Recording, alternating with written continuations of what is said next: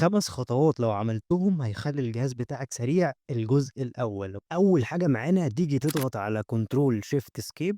هيفتح معاك القايمة دي، هتيجي عند Startup Apps وهتبدأ توقّف التطبيقات اللي أنت مش محتاجها، لإن التطبيقات دي بتفتح مع النسخة فبتتقِّل معاك الجهاز.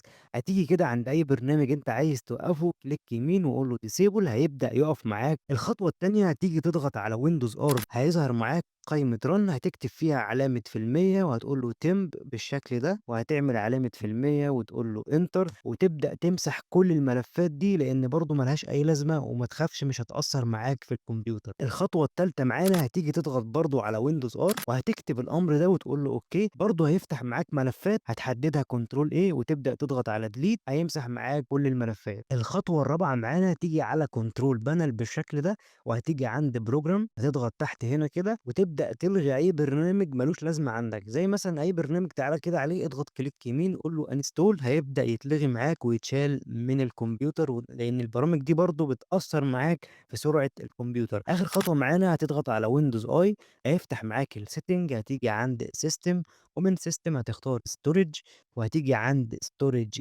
sense هتبدأ تفعّل الاختيار ده، لإن الاختيار ده مهم جدًا بيعمل تنظيف تلقائي للملفات، فمهم جدًا إن أنت تفعّل الخيار ده.